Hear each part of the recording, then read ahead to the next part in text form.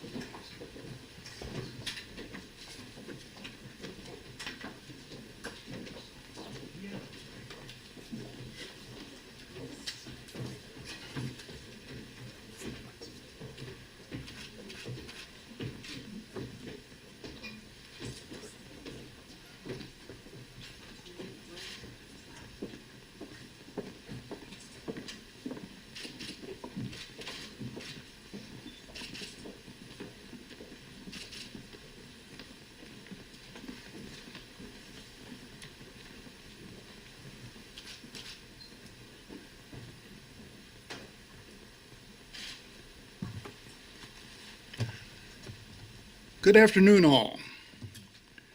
What a special day, and what a special place. Before we do anything else, I'd like to introduce Deacon Steve Miller to give us our invocation. He's an attorney with a master's degree in theology and director of formation at the Lafayette Diocese. He's a friend of the Rush family, and they've invited him to open with today's invocation. Deacon Miller.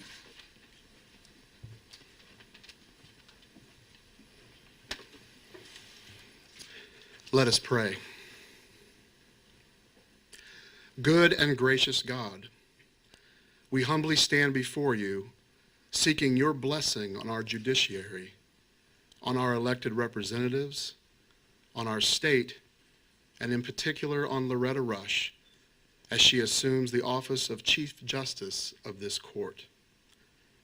We have so many things to be thankful for this day: liberty, democracy, prosperity.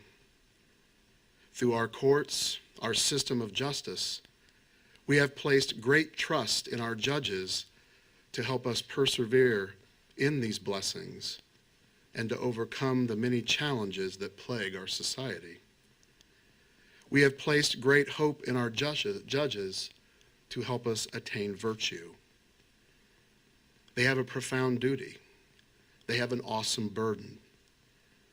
Lord, bestow upon our judiciary and Loretta your divine aid, your abundant grace, and your abiding peace. Help all judges to always remember the sacred character of their office.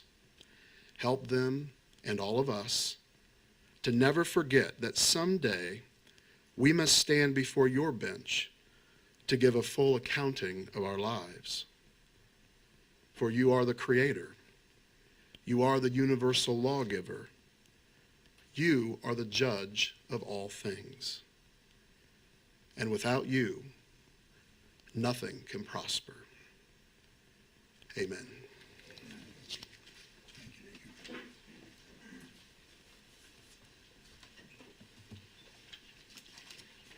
Please be seated.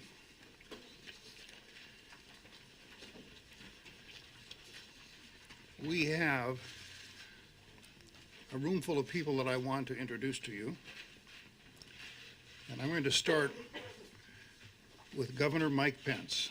We'll hear from him in a moment, but Governor, thank you for being with us today.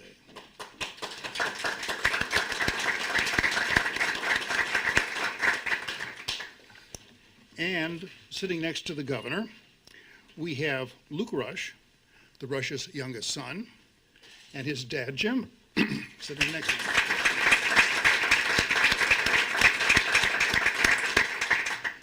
And you've already met Deacon Miller. Lieutenant Governor Sue Ellspermann is sitting at the end of that row.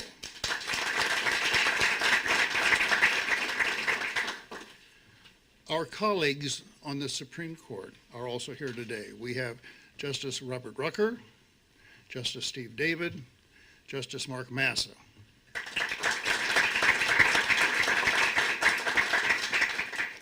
And former members of this court, former Chief Justice Randall Shepard and his wife Amy,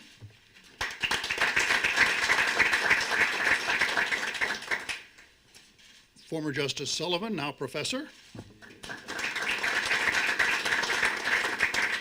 Justice Ted Bohm,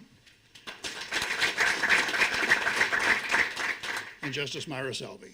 Thank you all. From the Court of Appeals, who grace us upstairs, again, the higher court as usual, Chief Judge Nancy Vadic, Judge Mark Bailey. This is not in order that they're standing, so if you'd raise your hand, we'll get it that way, because I can't see all the faces up here. So, Chief Judge Vadic, Judge Mark Bailey, Judge John Baker, Judge Edward Najum, we know as Ted, Judge Cale Bradford, Judge Michael Barnes, Judge Terry Crone, Judge Paul Mathias, Judge Melissa May, Judge Rudy Pyle, Judge Patricia Riley, Judge Elaine Brown, and former Chief Judge Margaret Robb, and Tax Court Judge Martha Wentworth.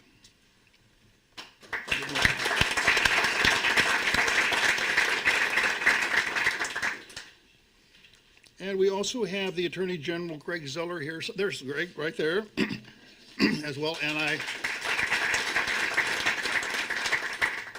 And then we also have those folks who made this occasion possible, among the rest of you, but they had the most immediate recent role in this, and that's our members of our Judicial Nominating Commission. So let me point them out. We have Tom Rose, and David Tinkey, and Lee Christie, and John Ulmer, and Steve Williams are with us today.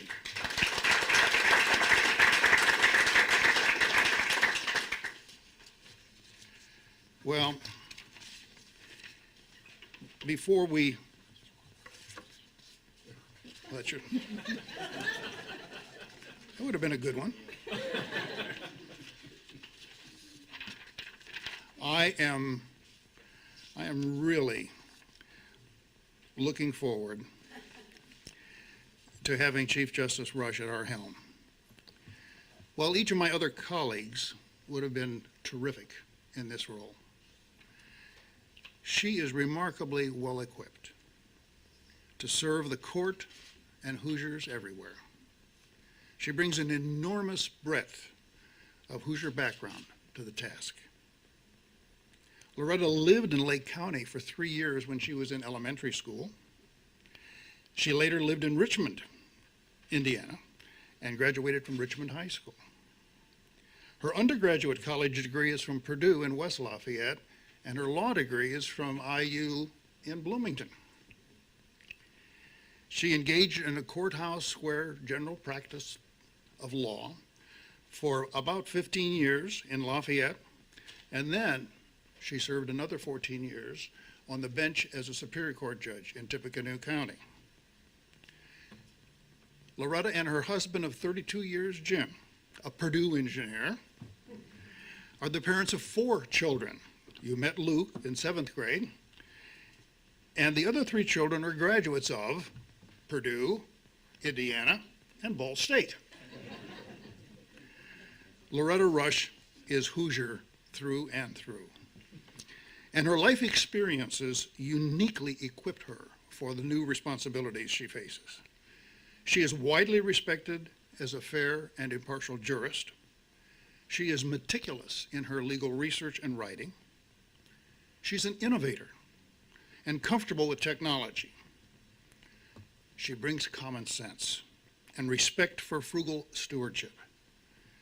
And she is gifted with uncommon grace, humility, and a heart for service. And I might add, she can be a dynamo in her leadership.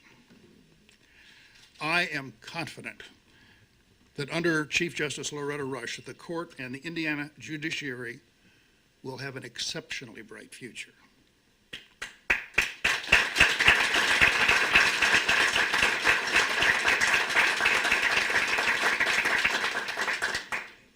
And to make all of this come about, I now call upon Governor Mike Pence, Governor of the state of Indiana, to administer the oath of office. Governor, Luke and Jim, Loretta. Oh, wait a second.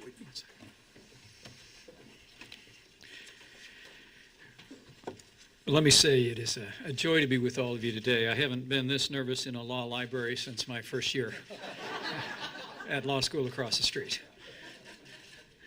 But a more inspiring scene I have rarely witnessed in all of my years when I was an officer of the court and now when I'm chief executive of the state. Let me say it is a high honor to be with all of you today. I want to thank Deacon Miller for that wonderful blessing and laying such a wonderful foundation to this moment as we begin a new and historic chapter of Indiana's highest court. I'm also very moved and very grateful to see Luke again. I had the opportunity to welcome Luke's class to the high court, visit with him about my job, and I know how proud you and your brothers and sisters are of your mom on this day.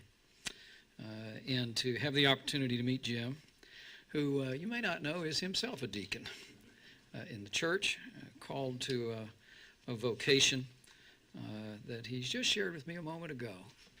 Now includes a vocation to support, and as he said, to be there for the next Chief Justice of the Supreme Court of the state of Indiana. It is a joy to be with all of you today, and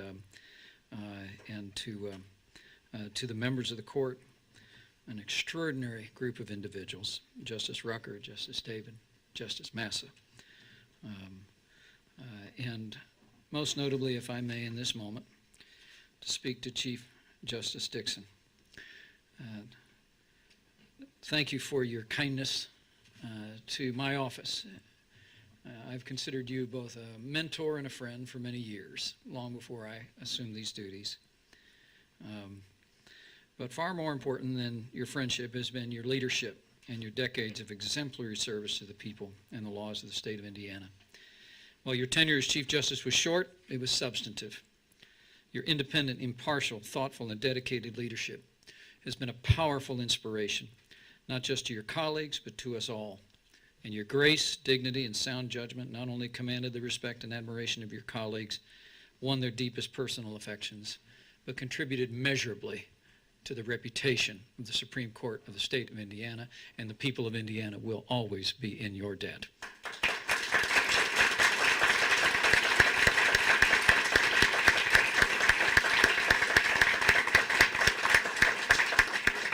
And it is my formal duties today and my high honor and great privilege to help begin a new era of Hoosier history by celebrating the inauguration of a new Chief Justice. To Madam Justice Rush and to her family, I offer again my heartiest congratulations and best wishes and profound welcome to your new duties. Along with all the other distinguished guests here who've been mentioned, including my Lieutenant Governor, our Attorney General, and members of the Indiana Court of Appeals and other gathered dignitaries, we share this moment with a genuine sense of joy and expectation as you assume this new role. Today marks the start not just of a new and historic chapter in the history of Indiana's highest court, but more importantly, it represents a strong continuation of what has been a long-standing tradition of excellence for this court that has upheld the rule of law and the laws of this land in a way that marks this court as one of Indiana's best. Since her appointment as Indiana's 108th Supreme Court Justice in November of 2012, Justice Rush has served the people and the laws of this state with great distinction. Now, much has been said and written about the historic nature of what will take place here today, and we do well to acknowledge that. But let me say from my heart, as her unanimous selection by the Judicial Nominating Commission attested, Loretta Rush has been selected among an extraordinarily talented group of candidates because, quite simply, she was the best choice to lead the best state Supreme Court in America as its Chief Justice today.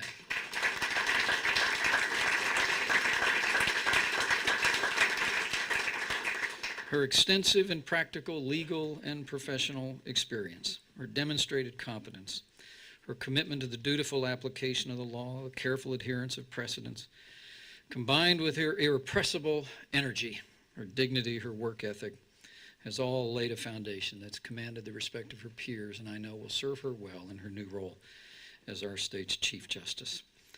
And so with those qualifications and with that so well described all Indiana background, it is my high honor and privilege to administer the oath of office to Loretta H. Rush to become Chief Justice of the Supreme Court of the state of Indiana. Would you join me?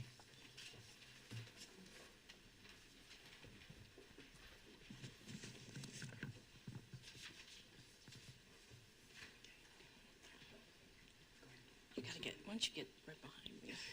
You gotta put my hand in the Raise your right hand. Repeat after me.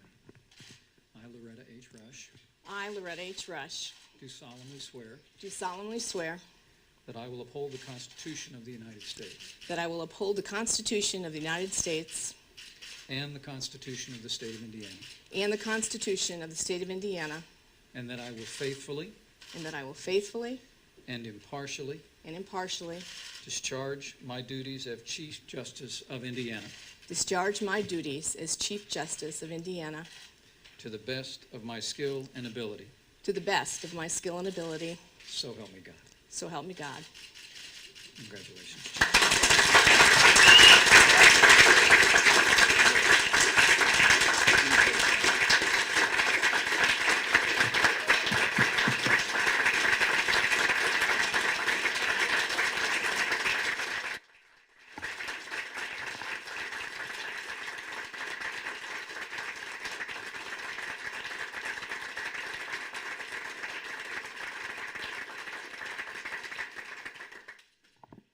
Oh my. Thank you, Governor Pence, for the kind words. I believe our working together and organizing this ceremony in short order is symbolic of what will prove to be a long and productive relationship between us and our respective branches of government. I want to acknowledge the former justices for joining us. You have set a high bar. I wish to acknowledge our outstanding Court of Appeals. Thank you all for your hard work, and isn't it great that you are standing over us today? It is in our tax court, and it is a little daunting because you look to all be enjoying yourselves up there. Thank you to my family who's brought me so much joy over the years. Our children, Jake, Mary, and Sarah, all had work and school commitments that they had to honor. Sarah's a high school civics and economic teacher, and this is her first day of school. Jake is a school-based social worker, and this is also his first week of school. Mary is in her fourth year of medical school, and she's doing a rotation with critically ill patients, and she's there for them today. My husband Jim and I are proud of their chosen vocations. Now Luke here is just starting high school and wants to make sure he gets back in time for football practice. But rest assured, he did attend his math class this morning, right? And he is happy about the fact this swearing-in is not taking place on his birthday, as it did the last time. And thank you to my husband Jim. You're my loving partner, my rock. Your faith in me never wavers. So we're here in the law library. And why did I ask that my swearing in be in this law library? Because I consider it to be a jewel in our beautiful state house. This library was created in 1967 by an act of the Indiana legislature which gave custody of these books to the Indiana Supreme Court. I love these law books for what they represent for our profession, which is almost 200 years of Indiana citizens coming to the courts seeking just decisions. This magnificent room further drives home our branch of government's core purpose: to administer fair, impartial, effective justice to the cases we decide, while always respecting the rule of law, which is represented symbolically by these books that surround us today. My favorite provision from the Indiana Constitution is proudly displayed right around that corner. Article 1, Section 12. All courts shall be open, and every person for injury done to his person, property, or reputation shall have remedy by due course of law. Justice shall be administered freely and without purchase, completely without denial, and speedily without delay. So this brings us to the Supreme Court today. In my almost 2 years on this court and 30 years as a Hoosier lawyer and trial judge, I've learned that the strength of our Supreme Court is based on the collective work and wisdom of the 5 justices. The level of preparation that this court does when they get together is just something. Now, as Chief Justice, I'm still just one vote. To my fellow justice, while voting order will change, I still reserve the right to have multiple and even secondary positions on occasion. They'll tell you about that during the reception afterwards. Thank you, Justices Dixon, Rucker, David, and Massa, for all that I've learned from you. The level of preparation about each case you bring to conference every week, along with the lively but collegial discussion we engage in, has been nothing less than inspiring. On my first week in the court, Justice Massa leaned over and whispered to me that sitting in conference and discussing with the other justices and discussing the law was a remarkable experience and a highlight of his life. I soon came to agree. Justices Dixon, Rucker, they bring to court conference each week over a half-century of Indiana appellate court experience, extensive institutional knowledge, quality administrative work, along with their steadfast example of strong adherence to precedent. I'm very grateful that we will have more time together. Justices Massa and David bring almost 60 years of legal professional experience to our court. I appreciate all the leadership and administrative responsibilities these two have shouldered during our relatively short tenure on the court. I look forward to many, many, many more years together. To former Chief Justices Dixon and Shepard, I promise that we will continue to build on the work done by the courts during your time of leadership, including always striving to bring public trust to the judiciary by making it accessible, fair, and transparent, continuing to improve the efficiency of our courts through the use of technology and a statewide integrated system, continuing to provide support to our 562 judicial officers and their staff that are the heart and soul of our Indiana judiciary, by continuing to promote diversity within the legal profession, increasing specialty courts, working with the bar to provide pro bono representation to litigants, and so much more. In closing, when I approached Chief Justice Dixon a couple days ago about this ceremony being small, soon, and in the library, he graciously said, fine. I had a wonderful large public ceremony when I originally came to the court. Well, I guess there's only one thing left to be said. Let's get back to work. Thank you. I'm honored to serve the people of the state of Indiana as your next Chief Justice.